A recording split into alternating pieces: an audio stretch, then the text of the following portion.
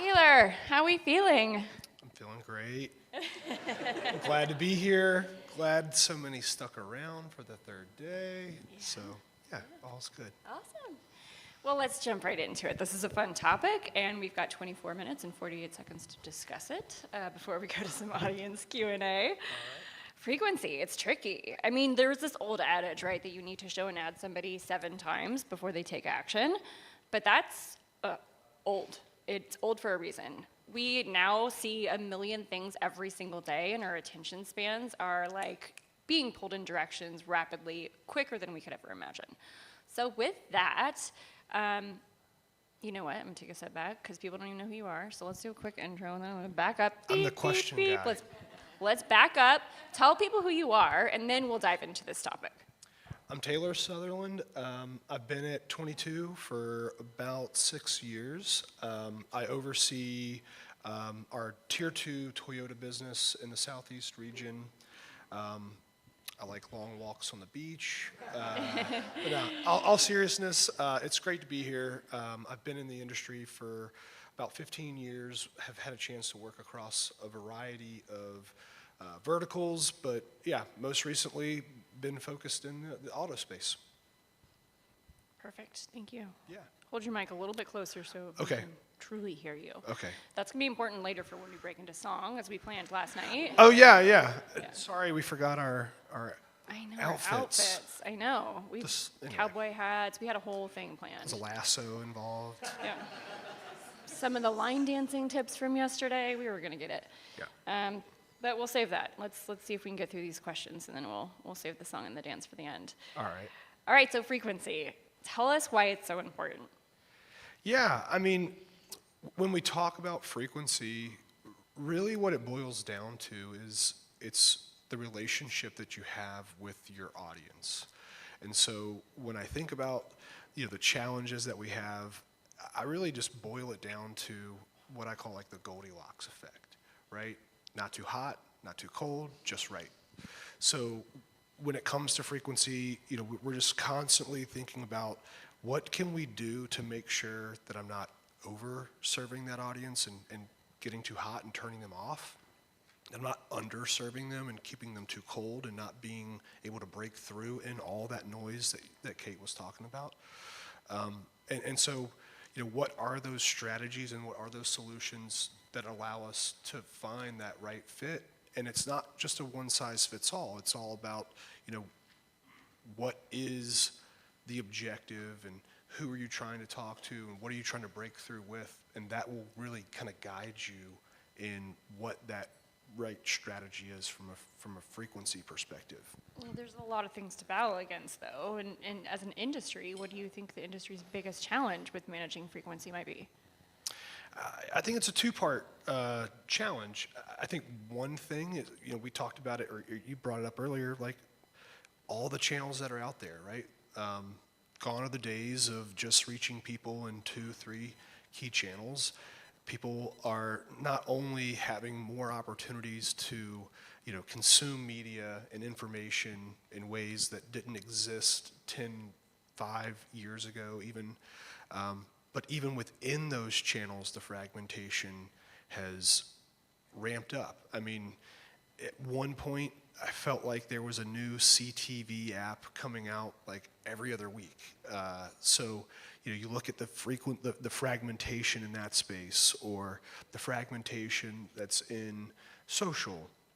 And I think that those sort of challenges are really what our industry is up against. And, there are solutions, but it's not easy.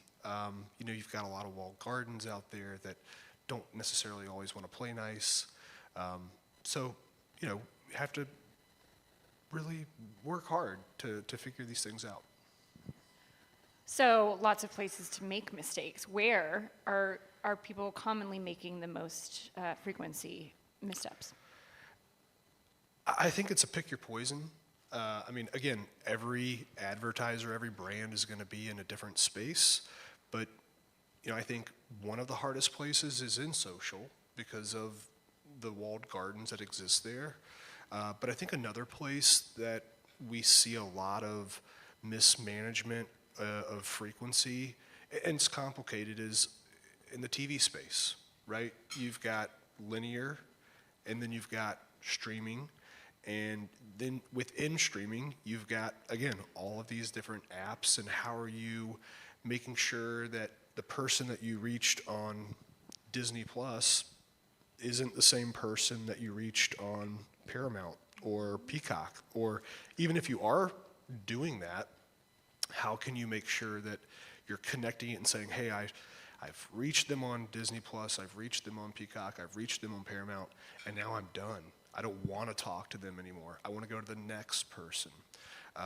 And because of the silos that exist, because you're talking about, an older channel like linear, which is a harder channel to be able to, connect to an individual, I think that's the easiest place to mismanage your investment and drive oversaturation and really a lot of opportunity to improve your effective reach.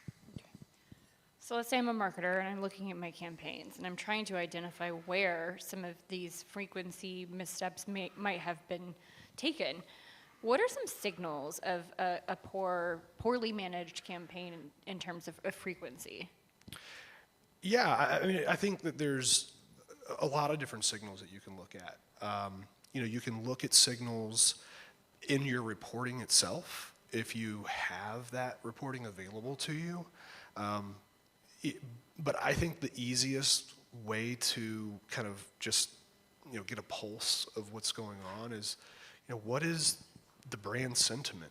Are we seeing that we're turning people off of our brand because we're sitting here and showing the same spot 5 times in a 30-minute episode? I know all of us have seen something like that in our lives. And the commercial, you literally can repeat back like line by line by line what this spot's going to say. And you might say as an advertiser, that's amazing, like they know my spot. But just because they know your spot doesn't mean, a reputation's a reputation, but doesn't mean it's a good reputation. So, and that's something we should all think about being here in Nashville. I don't know how many times I've seen the Range Rover commercial, the one where it drives up the steps and throws the ball to the dog. Have you guys seen this, or do they think that I'm going to buy a Range Rover? I like that we're talking about mismanagement in the auto space, and it's Range Rover and not Toyota. Okay, so let's talk about how you work around this. Best practices for striking the right balance between efficiency and audience fatigue. Is it in the identity-driven strategy? Talk to us a little bit about how we set up ourselves for success. Yeah, I think there's a plethora of opportunities to really improve what you're doing in the space. I think it comes down to the complexity that you're willing to take on. In the simplest way, I think one thing to do is look at your creative assets and your creative bank and ask yourself, like, do I have the ability to just rotate creative? Maybe I'm not sophisticated enough in my audience segmentation to, determine who I want to talk to and when I want to talk to them. And you have a broad audience, at least you have the ability to rotate creative. That is a very, very simple thing to do. Another very simple thing to do is set up frequency caps. You can do that at the publisher level. That's a really, really easy turnkey solution. But those are things that you can turn up in complexity as well. Take the creative rotation, for example. I mean, you have the ability to implement sequential messaging, right? So that allows the advertiser to sit here and tell a more linear story and have a story arc that goes multiple exposures to get your point across and really pull that person through the journey that you're looking to take them on. That's a really, relatively easy thing that you can tap into. And then when it comes to something like frequency caps, again, you can set that up at the most simple level, or you can start to create frequency caps at the audience level and thinking about, okay, okay, this is an audience that's a loyalist audience. This is a first-party audience that we know is buying our brand, so I don't maybe need to talk to them as often. So I might have a lower frequency cap, and that's going to allow me to free up my investment to go and find other audiences where I'm trying to build growth. And so I might see that I want to go after a conquesting tactic. And in that tactic, I may want to have a frequency cap that's a higher frequency cap because I'm trying to break through. I'm trying to convince them to walk away from what they've done. So I would say some of those things are really,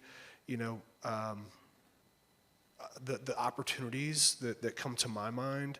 I think beyond that, there are other solutions where you're getting into, data sets, and you're thinking about, clean rooms and things like that, to be able to have this, connection to say, I've activated across these 5 different channels, and I've activated against these 10, 12 different publishers, and in, the most simplest form, you're not going to be able to connect those dots. But if you have the infrastructure to do it, you can bring those things together and you can tell that story, and again, allow yourself to reinvest in other places where you're not currently playing. Okay, so asking for a friend, can you, in layman's terms, describe what a clean room is, and then talk to us a little bit more about that infrastructure, what an ideal infrastructure looks like to be able to manage these day-to-day identity-level strategies? Yeah, I mean, ultimately, in layman's terms, a clean room is going to be a place where it's privacy and privacy regulation and making sure that you're doing things in a way that there's no integrity lost in the information that you're putting in. Others can come in and put in information. You can share the information that matters, but you're not really giving away the secret sauce, so to speak. And that's really what a clean room can do for you. What was the other part of the question?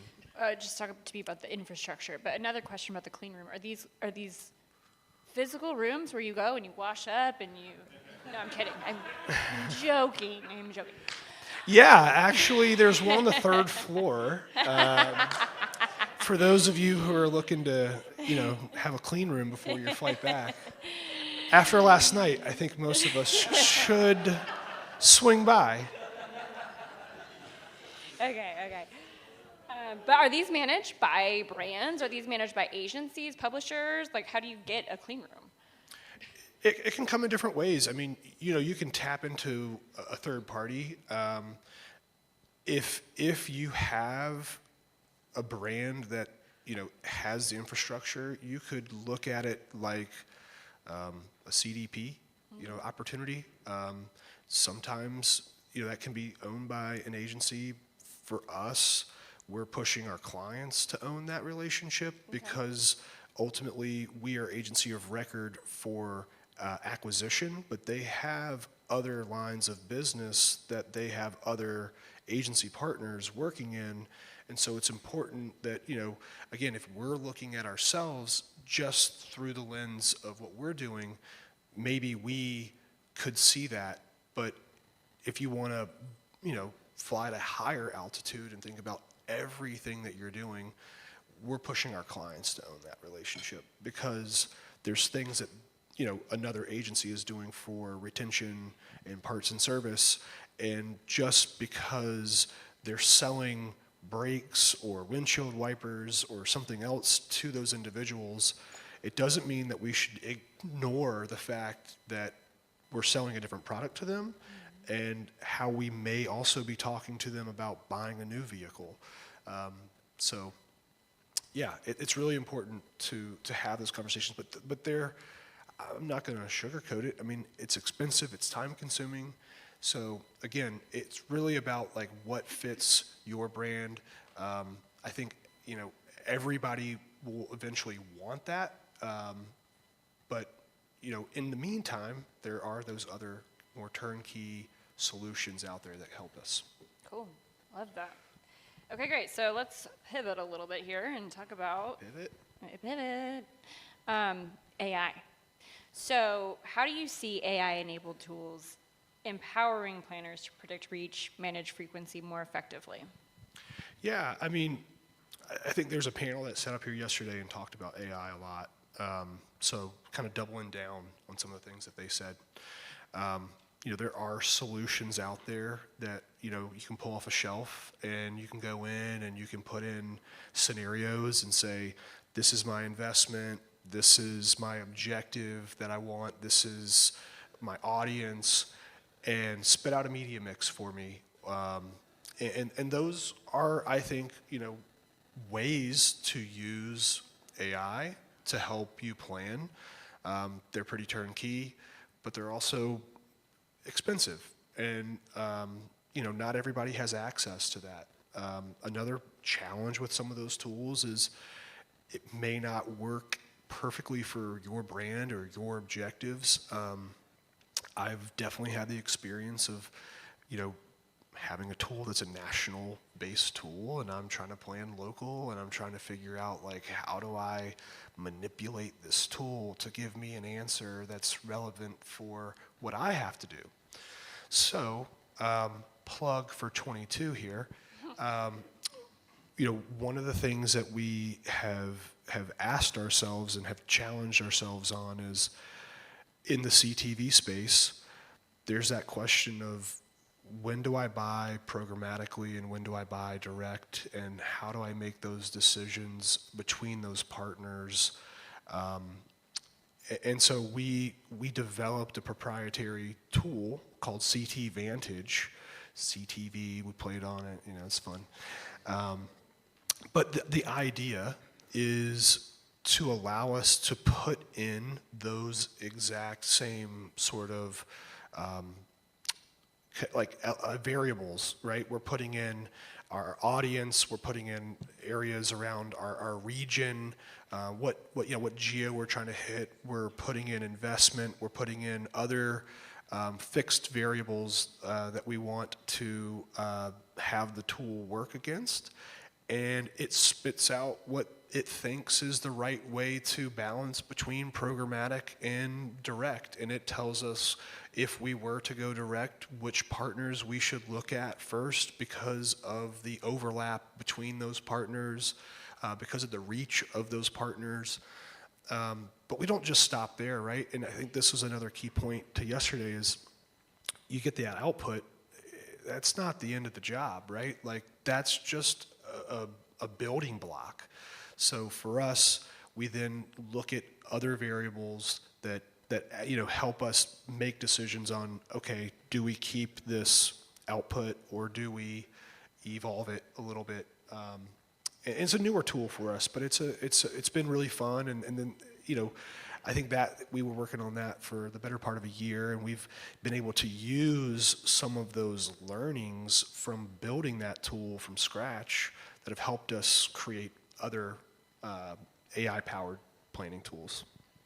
But I won't take that up because we've got 6 minutes. Yeah, we're going to take the mic from you if you keep on going down that route. Joking. Well, you can keep the mic. I'm not going anywhere. You still have to do the song and dance, so don't go anywhere. All right, so let's say I'm a CEO, or no, I'm a CMO, and I just want total impressions. I want 1 million impressions. I don't care where they come from. I don't care how many times the same person gets served. Talk to me and convince me that I should care about frequency. Yeah, I mean, sometimes clients do want, they get fixated on that number of impressions. And what we talk about all the time is, it's not just about efficiency, because that's what you'd be chasing, but it's about effectiveness. And so every conversation we are having it based on, what are you really trying to do? And what do you need to do to move the needle? And so I think if you frame it up from the perspective of volume doesn't equal impact, that is the easiest way to have that sort of conversation. I think the other thing that that I always go back to is, what do clients care? I think everybody in the room knows the answer, so it's rhetorical, but what do they care about? They care about performance. I mean, performance can be a lot of different things, but at the end of the day, everyone cares about performance. So if you care about performance, then you should care about, how to manage to get to that performance. And so frequency management is just one of those vehicles that help you deliver that performance. And when you frame it that way, you get a lot of nods in the room. Okay, so I'm sold, and I'm like, yeah, oh God, frequency. You're so does young. matter. Thank you. I know. I am a Nepo baby. My company came from my parents, and I don't know anything about marketing. So I need you to teach me all of the things. Let's say, okay, I got it. I'm sold. Oh my God, frequency is suddenly so important. Can you please tell me what I need to do in the next, let's say, 12 to 24 months to set myself up for success and make sure that I am managing frequency long term, especially in this changing environment where there's, all of these new platforms coming out. Is there consolidation? Isn't there? What do I do? Yeah, I mean, I think it goes back to asking yourself, especially if you don't know what you're doing, like, let's Rome wasn't built in a day. Let's take it step by step, right? So like, what are the things you can implement now? But if we're talking about like, what's that runway look like for the next 12, 18, 24 months? What are the things to be focused on? I think one big thing that we haven't talked about is privacy regulation. I think individual states have been coming out left and right with laws around what can and can't be passed back to us. And, I think most every presentation that we've heard here is, data is the fuel that drives our businesses. And so if there are threats to that pipeline and that lifeline, what are we going to do about that? How do we navigate that? So I would say that would be probably the thing that I would be most focused on. Other than that, I'd try to get informed on what are those solutions, and if you are doing some of the basic things and you're trying to figure out what to do next and enhance your approach to audience management, what does it take to stand up a CDP or something like that? Are you going to invest? And also, I think a really important thing is, it's not about just having data, but it's how you use this data. So take a moment to think about that and ask yourself those questions, and I think that'll help you you'll set the runway for yourself. Taylor, we have just enough time for either a song or one last question. What do you choose? Let's do a question in song form. Oh. No, I'm just kidding. No, we're not that good. Should we? Wouldn't that be something, though? Wouldn't that be something? Dang, Daniel. Okay, I'll do the question in speaking form, and you can do the answer in song form. If you could give planners in this room or, friends of people in this room, one rule of thumb for managing frequency smarter, what would it be? I was told this was a kid-friendly show, so I won't cuss, but I would say mess around and find out. And what I mean by that is if you know, you know. If you don't know, you don't know. And I think that, honestly, the advice that I would give anybody is be curious. Like, none of us know everything. I think if we come to the table humble, if we come to the table in a way that, we're here to learn and grow, I think the only way is up. So whether you've been in this business for 2 years or 10 years or 20 years, I think just continue to push yourself, ask questions, stay abreast of change in technology, in regulation, etc. Well said. Thank you. All right, let's take a few questions from the audience. Or Taylor, songs. you don't need to worry about the kid-friendly show. Tyler already dropped the F-bomb yesterday, so we've completely All right, fuck it. gone through it all. Yeah. Oh, he's still here. I was totally about to just talk S about him, but no, he's literally in the room. So we're going to hand over the mic. Hi. Hi. Amanda Morris from Vistar Media.